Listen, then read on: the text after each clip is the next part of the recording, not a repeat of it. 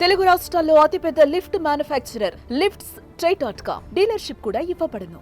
ఎవరిని వదిలిపెట్టడం లేదు. సోషల్ మీడియా కార్యకర్త నుంచి బడా లీడర్ల వరకు నోరు జారిన వారిని కటకటాల్లోకి నెట్టేస్తోంది కూటమి సర్కార్. ఒకవైపు జగన్ స్పీడ్ పెంచితే మరోవైపు వైసీపీ నేతలను అరెస్టు చేయడంతో రాజకీయాన్ని రసవత్రంగా మారింది.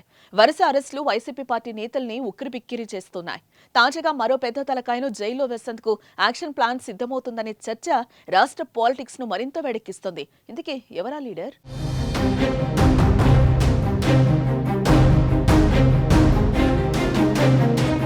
వైసీపీ నేతల అరెస్టుల పర్వం ఆ పార్టీ నేతలను భయపెడుతోంది. బయటకొచ్చి గట్టిగా మాట్లాడితే ఎక్కడ కేసు నమోదు చేస్తారని గుబులు వారిలో కనిపిస్తోంది.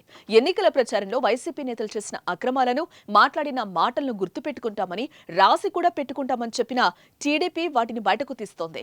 ఒక్కొక్కరిని అరెస్టు చేస్తోంది. చంద్రబాబు సర్కార్ అధికారంలోకి వచ్చాక ముందుగా సోషల్ మీడియా యాక్టివిస్టుల కేసులు నమోదవగా ఆ తర్వాత మాజీ ఎంపీ నందిగం సురేష్, పిన్నెల్లి లాంటి వారి మీద కేసులు పడ్డాయి. వారు జైలు ఊచలు లెక్కపెట్టి బయటకు వచ్చారు.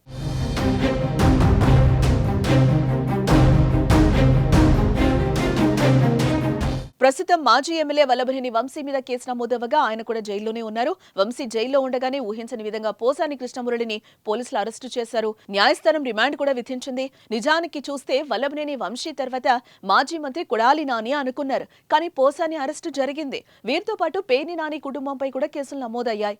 వైసీపీ మాజీ ఎంపీ గోరింట్ల మాధవ్ కూడా నోటీసులు ఇచ్చారు.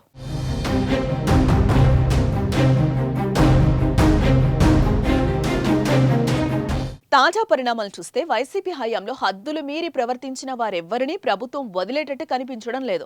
దీంతో నెక్స్ట్ అరెస్టు ఎవరు, లిస్టులో ఎవరున్నారు అనే చర్చ అయితే జరుగుతోంది.